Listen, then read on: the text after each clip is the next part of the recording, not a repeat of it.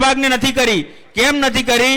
કારણ કે આ બધા તો મળેલા છે, આ બધા પાપના ભાગીદાર છે, એ લોકોની બી આ કૌભાંડમાં ભાગીદારી છે.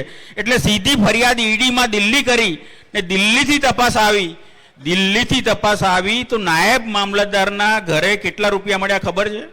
67 લાખ રૂપિયા રોકડા. વિચાર કરો કે નાયબ મામલતદારનો હપ્તો 67 લાખનો આવ્યો હોય તો કલેક્ટરને કેટલા પહોંચ્યા હશે, મહેસૂલ મંત્રીને કેટલા ગયા હશે, કમલમમાં કેટલા પહોંચ્યા હશે ને મુખ્યમંત્રી સુધી કેટલા પહોંચ્યા હશે.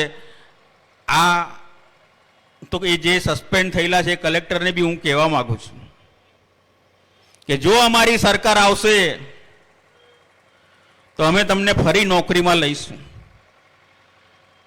તમારી જે નોકરીમાં પ્રમોશન આપવાનું થતું હશે તો પ્રમોશન બી આપીશું, પણ તમારે વાત કહેવી પડશે કે તમે કયા ભાજપના નેતાના દબાણથી આ કૌભાંડ કર્યું, કોનો કેટલો ભાગ હતો, કોણે તમારી પાસે આ કામ કરાયું. કારણ કે બિચારો કલેક્ટરને એ લોકોના ભાગે તો 10% આવે છે, 90% તો આ ગાંધીનગરમાં બેઠેલા ભાજપના લોકો ખાઈ જાય છે. એને આપણે તો ખુલ્લા પાડવાના છે, એ વાત તમારા સુધી પહોંચાડવા આવ્યો છું. એટલે તમારા વિસ્તારમાં બી નગરપાલિકાનો ભ્રષ્ટાચાર હોય, તાલુકા પંચાયતનો હોય, જિલ્લા પંચાયતનો હોય, ખાલી વિધાનસભાની મારી ઓફિસમાં એક કાગળ લખીને મોકલી દેજો. 2 દિવસમાં એ કાગળ તમારો જે તે મંત્રી સુધી, મુખ્યમંત્રી સુધી પહોંચાડી દઈશું ને એની તપાસ પણ કરાવીશું, એની પણ હું ખાતરી આપું છું. પણ તમને બધાને યાદ હશે 2014ની લોકસભાની ચૂંટણી.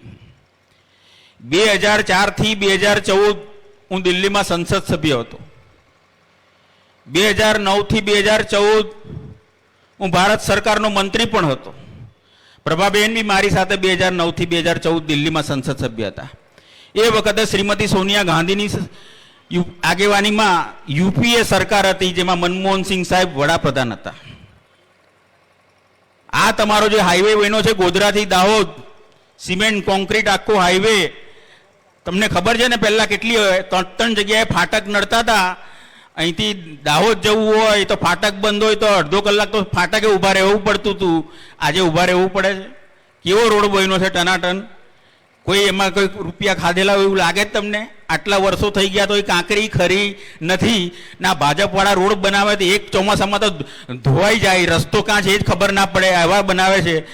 એટલે એ વખતે આપણી સરકારે 5 કિલો મફત અનાજ આપવાનો કાયદો કર્યો, માહિતી અધિકારનો કાયદો કર્યો, ગરીબમાં ગરીબ બાળકને ફરજિયાત શિક્ષણનો કાયદો કર્યો, આદિવાસીઓને જંગલ જમીન આપવાનો કાયદો કર્યો અને 71,000 કરોડ જેટલા ખેડૂતોના પણ દેવા માફ કર્યા.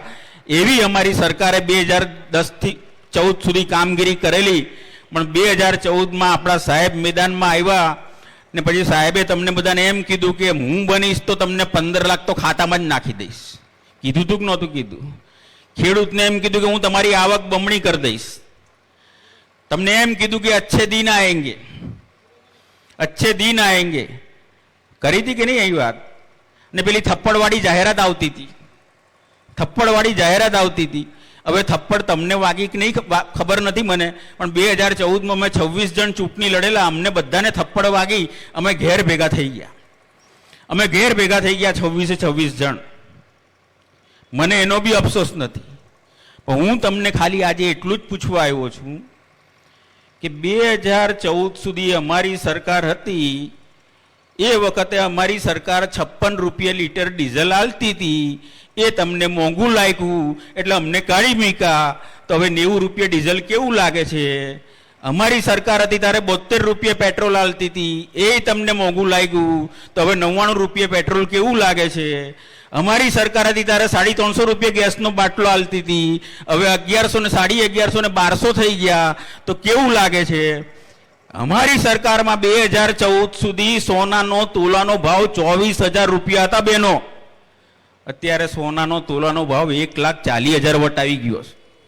એટલે આપણે ગરીબ લોકો તો હવે સોનાની દુકાન આવે ને એટલે આમ પગે લાગી લેવાનું. બહુ મન થાય તો પગથિયાને એવી આમ પગે લાગી દેવાનું, પણ દુકાનમાં પગથિયું ના ચડાવીને અંદર જવાય નહીં એવી હાલત આપણી કરી નાખી છે. 62 રૂપિયા એ વખતે ડોલરનો ભાવ હતો, આજે 90 રૂપિયા ડોલર બી વટાવી ગયો છે. એટલે મોંઘવારી દૂર કરવાની વાતથી સત્તા મેળવેલી આ સરકારે મોંઘવારી વધારવા સિવાય કોઈ કામ કર્યું નથી.